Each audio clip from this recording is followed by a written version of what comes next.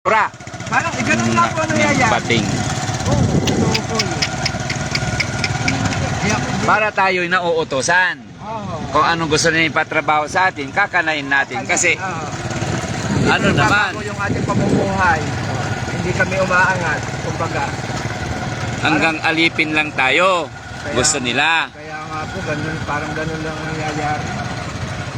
Wala pong kakampi talaga may hirap. Para Masyadong masakit naman sa... Ay, bakit doon?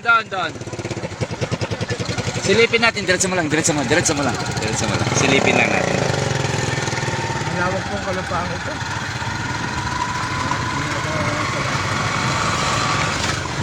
Swerte ka, kuya. Sasakay mo kami. Oh, bakawan. Baka ba, yan po. Ayan. Itinanim yan. Oo. Sige, diretso mo lang. Mga palaisdaan na to. Awa pala isdaan po yan. Ano yan, mga crabs or... Tilapia po, pango. tilapia. Ano O, ang lalaki. Tapos, isang tao lang may-ari. Parang ganun nga po. Oo.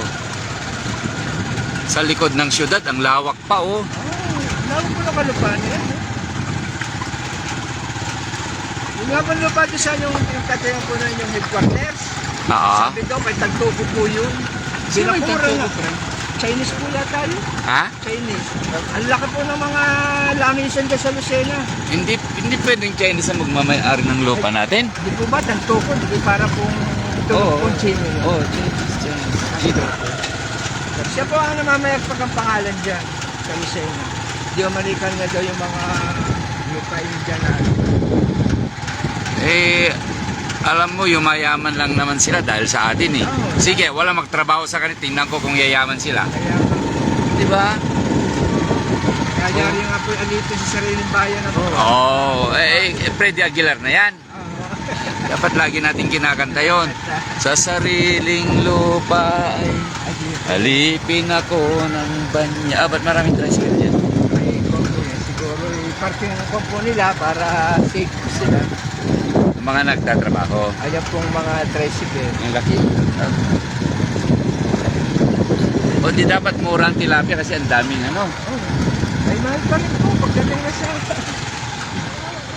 Wala man lang resort dito na ano. Okay na? Oo. Ayan, yan. Wait lang Baba lang ako.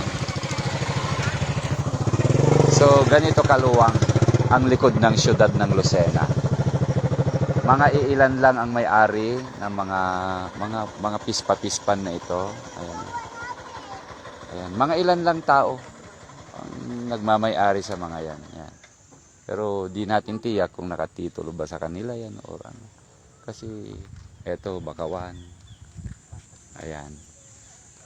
So, ganito ang likod ng syudad. Nagkukumpulan yung mga tao diyan sa syudad. Pero dito hindi maka-expand yung mga tao ng tirahan kasi may mga kunwari nagmamay-ari na. Ayan. Ano po yung lugar pa ba yun? Anong barangay pa ba yun? Yun. Anong barangay yung Bara? Bara po. Ano yung mga sakahan? Bakit wala akong makitang sakahan? Wala akong... Puro palaisdaan. Dagat na nga kayo, may palaisdaan pa kayo. Di ang laki ng ano. Pero kayo, ang bigas ninyo 60, 50. Opo, lampas pa po. Oh, kasi wala kayong pagproduksyonan ng bigas. Gulay. Walang taniman ng ano. Oh, palay. wala na kayong backyard. Yan ang luwang, oh. Sige, tingnan natin kung ano magagawa natin, na. Tingnan natin kung anong programa ang pwede nating ipakaunlad dito sa lugar ng Quezon Province. Isa sa pinakamalaking pag-aari ni Don Ignacio Conrado ang Quezon Province. Ito yung Rizal.